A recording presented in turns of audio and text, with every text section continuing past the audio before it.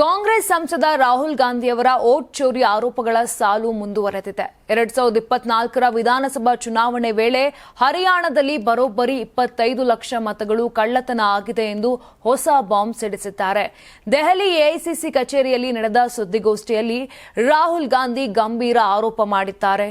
2024ರ ಹರಿಯಾಣ ವಿಧಾನಸಭಾ ಚುನಾವಣೆಯಲ್ಲಿ ಭಾರಿ ಪ್ರಮಾಣದ ಅಕ್ರಮ ನಡೆದಿದೆ. ಬಿಜೆಪಿ ಗೆದ್ದಿರೋದು ನಕಲಿ ಮತಗಳಿಂದ ಅನ್ನೋದು ಖಚಿತವಾಗಿದೆ. ಇದು ಕೆಲವು ಕ್ಷೇತ್ರಗಳಿಗಷ್ಟೇ ಸೀಮಿತವಾಗಿಲ್ಲ, ಇಡೀ ರಾಜ್ಯ ದೇಶವನ್ನೇ ಆವರಿಸಿಕೊಂಡಿದೆ ಅನಿಸಿತು. ಹರಿಯಾಣ, ಮಧ್ಯಪ್ರದೇಶ, ಮಹಾರಾಷ್ಟ್ರ, ಛತ್ತೀಸ್ಗಢದಲ್ಲೂ ಇದೇ ರೀತಿಯ ದೂರು ಬಂದಿದ್ದವು. ಈಗ ನಾವು ಹರಿಯಾಣವನ್ನ ಕೇಂದ್ರೀಕರಿಸಿದ್ದೇವೆ ಅಂತ ತಿಳಿಸಿದ್ರು. ಇನ್ನು ಹರಿಯಾಣ ಚುನಾವಣೆ ವೇಳೆ ಎಲ್ಲಾ ಸಮೀಕ್ಷೆಗಳಲ್ಲೂ ಕಾಂಗ್ರೆಸ್ 52ರಿಂದ 62 ಸ್ಥಾನಗಳು ಮುಂದಿತ್ತು. ಅದರಂತೆ ಹರಿಯಾಣ ಚುನಾವಣಾ ಪೂರ್ವ ಸಮೀಕ್ಷೆಯಲ್ಲಿ ಸ್ವೀಪ್ ಮಾಡಲಿದೆ ಎಂದು ನಿರೀಕ್ಷೆ ಮಾಡಲಾಗಿತ್ತು.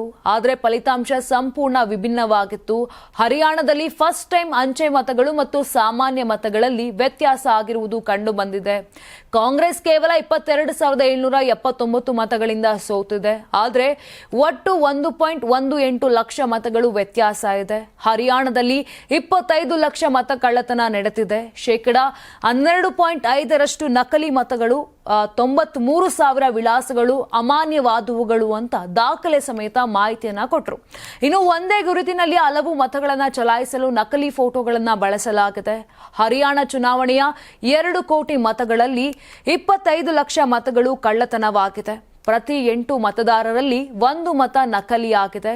ಒಂದು ಗುರುತಿನ ಚೀಟಿಯಲ್ಲಿ ಒಂದೇ ಕ್ಷೇತ್ರದಲ್ಲಿ 100 ಮತಗಳು ಕಂಡುಬಂದಿವೆ. ಇವೆಲ್ಲವೂ ಮತಗಳ್ಳತನಕ್ಕೆ ಉದಾಹರಣೆ ಎಂದು ರಾಗ ಸ್ಫೋಟಕ ಬಾಂಬ್ ಸಿಡಿಸಿದ್ದಾರೆ. ನೀವು ಸಣ್ಣ ಆಗ್ಬೇಕಲ್ವಾ? ಅದು ಒಂದು ಉತ್ತಮ ಆಹಾರದಿಂದ ಸಣ್ಣ ಆಗ್ಬೇಕಲ್ವಾ? ಪ್ರತಿದಿನ ನಮ್ಮ ಜೀನಿ ಸ್ಲಿಮ್ ನ ಯೂಸ್ ಮಾಡಿ ಯಾವುದೇ ಸೈಡ್ ಎಫೆಕ್ಟ್ ಇಲ್ದಂಗೆ ನೀವು ಸಣ್ಣ ಆಗ್ತೀರಾ. ನಿಮಗೆ ಮಾಧ್ಯಮದಲ್ಲಿ ಕೆಲಸ ಮಾಡುವ ಆಸಕ್ತಿ ಇದೆಯಾ? ಹಾಗಾದ್ರೆ ಕರ್ನಾಟಕ ಟಿವಿ ಡಿಜಿಟಲ್ ಮೀಡಿಯಾದಲ್ಲಿದೆ ನಿಮಗೆ ಒಳ್ಳೆಯ ಅವಕಾಶ. ಆಯ್ಕೆಯಾದವರಿಗೆ ಉಚಿತ ತರಬೇತಿ ಕೊಡ್ತೀವಿ. ತರಬೇತಿ ನಂತರ ಕೆಲಸ ಮಾಡುವ ಅವಕಾಶನೂ ಕೊಡ್ತೀವಿ. ಈ ಕೂಡಲೇ ನಿಮ್ಮ ಮಾಹಿತಿಯನ್ನ ಮೇಲ್ ಮಾಡಿ.